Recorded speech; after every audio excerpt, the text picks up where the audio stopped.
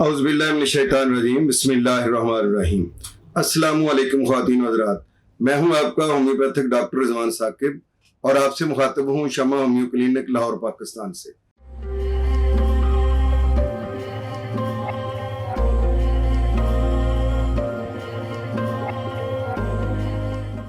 आइए आज बात करते हैं कि जो शुगर के पेशेंट हैं उनके नाखून क्यों ख़राब हो जाते हैं और उनको नाखून ख़राब होने से बचाने के लिए कौन सी एहतियाती तदाबीर करनी चाहिए और नाखून जो ख़राब हो जाते हैं उनकी वजह से क्या क्या नुकसानात हो सकते हैं। असल में शुगर का पेशेंट जो है उसके हाथों के नाखून या उसके पाँव के नाखून इंतहाई भद्दे हो जाते हैं, ख़राब हो जाते हैं और बाज़ औक़ात ये होता है कि नाखूनों के साइडों पर खून आना शुरू हो जाता है और ज़ख्म हो जाते हैं और फिर ये जो नाखून हैं बाज़ औक़ात इनमें ख़तरनाक कंडीशन उस वक्त हो जाती है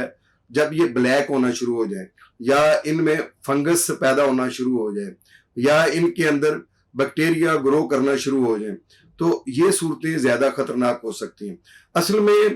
पाँव के नाखून तक या हाथों के नाखून तक हमारे ब्लड की सर्कुलेशन कम जाती है क्योंकि ये हमारे हार्ट से दूर होते हैं,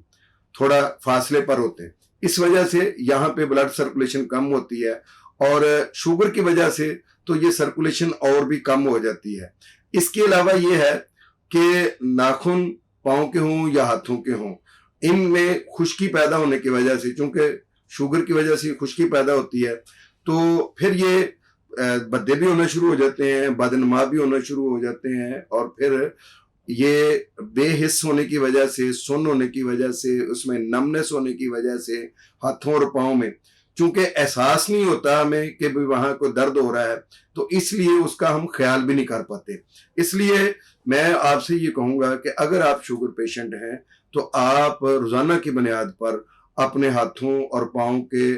जो नाखून हैं उनका बगौर मुआयना किया करें और इसके अलावा उंगलियों के अंदर, हाथों की और पाँव की उंगलियों के अंदर देखिए किसी किस्म का कोई जख्म तो नहीं है, ख़ास तौर पर पाँव में और अंगूठे में कोई ऐसा तो नहीं है कि वो अंगूठा पाँव का जो है वो बेहिस्सा है, उसमें कोई सुन्नपन है और वो ऐसा तो नहीं महसूस हो रहा है कि वहाँ कोई जख्म पैदा हुआ है। और नाखून जब आप काटें तो एहतियात से काटें, बिल्कुल साथ रख कर ना काटें बल्कि थोड़ा सा फासला देकर काटें ताकि वहाँ पे कोई जख्म ना बन जाए। और इसके अलावा यह है कि कोई आयली चीज़ जो है वो नाखूनों पर हल्की फुल्की ज़रूर लगाएं ताकि वो जो है वो नरम रहें और कोई सॉक्स पहने और जो इजी जूते हैं वो पहने ताकि नाखून जो है वो ठीक रहें। सबसे बड़ी बात तो यह है कि आप अपनी शुगर को नॉर्मल रखने की कोशिश करें। ज़्यादा शदीद शुगर जो है वो बाज़ दफ़ा आपको नाखून ही नहीं, आपको अपने पाँव से या हाथों से भी महरूम कर सकती है। ये गैंग्रीन इसी वजह से ही पैदा होती है कि जब हम शुगर को कंट्रोल में नहीं रखते हैं। शुगर को नॉर्मल रखना बहुत ज़रूरी है और शुगर को नॉर्मल रखने के लिए